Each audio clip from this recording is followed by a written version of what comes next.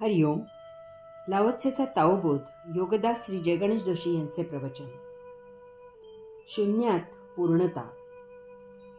Laozi ओवीचा समारोप करताना सांगतो की म्हणून योगी इकडे तिकडे धावाधाव न करता सर्व काही जाणतात, न पाहता उमजतात, कृती न करता साध्य सिद्ध करतात. योगी जाणतात की देहादी इंद्रिये, मन, बुद्धी, स्मृती निष्प्रभ झाल्याशिवाय ध्यान समाधी साध्य होणे शक्य नसते. कारण देहादी इंद्रिये, मन, बुद्धी, स्मृती ही पंचज्ञानेंद्रियांनी ग्रहण केलेल्या भौतिक वस्तू जगताचा ज्ञानाचे विश्लेषण करतात आणि कर्मेंद्रियांना आज्ञा देऊन वस्तू जगताचा उपभोग घेतात. असे करताना त्यांच्याकडून एक महाप्रमाद होत असतो की कर्मेंद्रियांना आज्ञा देताना जीवात्म्यामार्फत आत्म्याकडून ज्या सत्प्रवृत्तीच्या प्रेरणा प्रसवतात त्याकडे साफ दुर्लक्ष करून देहादी इंद्रिये आणि विशेष करून मन यांना सौख्य कसे मिळेल याची काळजी घेऊन अशा आज्ञा दिल्या जातात. यामुळे भौतिक वस्तू जगताचा केवळ देह जिवंत राहण्यासाठी उपभोग न घेता त्यांच्यापासून कमीत कमी वेळेत जास्तीत जास्त भौतिक सौख्य आणि ते सुद्धा शक्यतो सतत कायमस्वरूपी कसे मिळेल याचा विचार केल्यामुळे यापासून भोग निर्माण होतात. असे सौख्य कधीही कायम करता तृप्ती देऊ शकत नाही. यामुळे अशा उपभोगांची उर्मी, इच्छा नेहमीच अपुरी राहिलेली असते. असे अतृप्त भोग पुनर्जन्म घेऊन संपवावे लागतात. त्यामुळे माणूस जन्ममरणाच्या फेऱ्यात अडकतो. यास्तव योगी देहादी इंद्रिये, मन, बुद्धी, स्मृती यांना निष्प्रभ करण्यासाठी काये वाचे मने मौन बाळगतात. त्यासाठी ते एका जागी डोळे मिटून स्थिर आसन घालतात आणि योग साधना उपासना करतात. त्या योगे त्यांचे बाह्य भौतिक जगताशी नाते तुटते. ते भावातीत, विचारातीत, कल्पनातीत, मनातीत होतात. यथाकाळी त्यांना ध्यान प्रसाद प्राप्त होतो. त्यांची अंतःकरणात अंतरात्म्याकडे यात्रा सुरू होते. त्यांचे देहभान हरपते. ते विदेही होतात. फक्त जीवात्म्याचे अस्तित्व शिल्लक असते. यथाकाळी जीवाशिवाचे मिलन होते. अंतरात्म्याशी योग जुळून येतो. तेथून त्यांची वैश्विक यात्रा आरंभ होते. यथाकाळी समाधी प्रसाद प्राप्त होतो. आत्मा परमात्मा यांचे मिलन होते. योगी इकडे तिकडे धावाधाव न करता सर्व काही जाणतात, न पाहता उमजतात, कृती न करता साध्य सिद्ध करतात. त्यांना तो दिव्य परमात्म्याचा दर्शन प्रसाद मिळतो. ते साक्षात्कारी होतात, मुक्त होतात. हे असे होते कारण योगी कधीही आपल्या घराचा उंबरठाही ओलांडत नाहीत. या भवसागरात काय चालले आहे हे ते आपल्या खिडकीतून बाहेर न डोकावता जाणतात. त्यामुळे ते वस्तू, विचार, समाज अशा तिन्ही संग्रहांपासून आणि त्यांच्या उपभोगांपासून आपोआपच दूर राहतात. त्यांना ज्ञानाचा पिच्छा पुरवावा लागत नाही. कारण सर्वात अंतिम असे जे आत्मज्ञान ते त्यांना ध्यान समाधी अवस्थेत प्राप्त झालेले असते. त्या योगे ते सर्वस्वापासून अलिप्त असतात, मुक्त असतात. तेथेच ताओ दर्शन होते. Conquering the world by inaction. The student of knowledge aims at learning day by day. The student of Tao aims at losing day by day. By continual losing, one reaches doing nothing, laissez-faire. By doing nothing, everything is done. He who conquers the world often does so by doing nothing. When one is compelled to do something, the world is already beyond the conquering.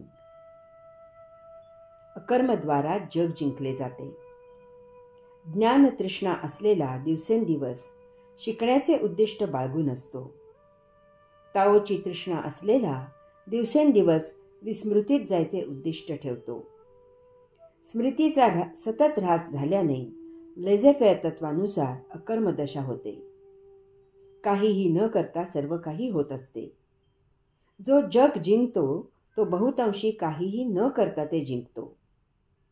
परंतु जर त्याला काही करायची सक्ती केली तर तो जग जिंकण्यापासून दूर फेकला जातो. प्रवास आणि यात्रा.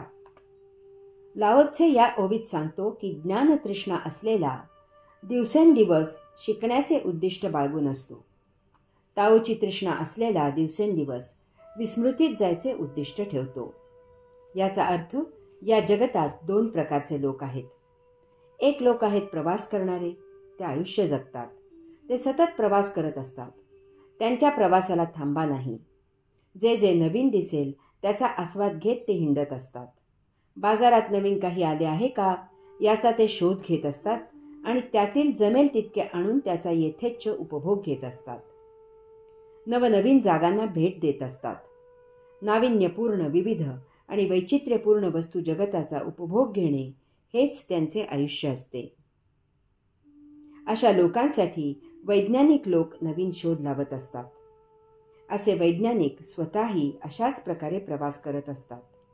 कारण नवनवीन शोधायची त्यांची इच्छा कधीही तृप्त होत नाही. ते सतत संशोधन करत असतात की आत्ता जो शोध लावला त्यापेक्षा आणखी काही नवीन शोध लावता येईल का. सतत नवनवीन शोध लावत असणे हेच त्यांचे आयुष्य असते. शास्त्रज्ञ नवनवीन वस्तू जगत शोधत असतात आणि प्रवासी जन त्याचा उपभोग घेत असतात. शास्त्रज्ञांची नवीन शोधायची ज्ञानतृष्णा कधीही शमत नाही. तसेच लोकांची नवीन शोधलेले माहीत करून घ्यायची आणि ते वापरायची तृष्णाही कधी शमत नाही. शास्त्रज्ञांनी नवीन शोध लावला की तेथे शास्त्रज्ञांचे त्या वस्तूमधील स्वारस्य संपते आणि लोकांचे अशा वस्तूमधील स्वारस्य सुरू होते. शास्त्रज्ञ आणि असे लोक यांच्या आयुष्यात जन्मामागून जन्म हे असेच सुरू असते. याला अंत नाही. कारण जग क्षणाक्षणाला अव्याहत परिवर्तित होत असते, बदलत असते. जगात नवीन वस्तू निर्माण होत असणे ही एक न थांबणारी प्रक्रिया आहे. कितीही शोधले तरी नेहमी न शोधलेले अनंत शिल्लकच असणार आहे. त्यामुळे सतत न उपभोगलेलेही तसेच शिल्लकच असणार आहे. दुसरे आहेत यात्रा करणारे. ते जीवन जगतात. यांच्या आयुष्याला मुक्तीचा थांबा आहे. बाजारात वस्तू जगताची काय उलाढाल होत आहे याची त्यांना पर्वा नाही. देहधर्मापुरते मिळाले, देह जीवित राहिला की ते तेवढे त्यांना पुरे होते. देहोपभोगात ते अडकत नाहीत. त्यांना भौतिक वस्तू जगताच्या भोगापवर्गतेत स्वारस्य नाही.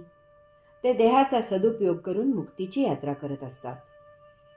त्यांना ताओची तृष्णा असते. ती शमन होण्यासाठी भौतिकाचा अडसर असतो. तो अडसर ते दूर करतात आणि योग साधना, उपासना यात रत राहून ताओचे साक्षात्कारित होतात.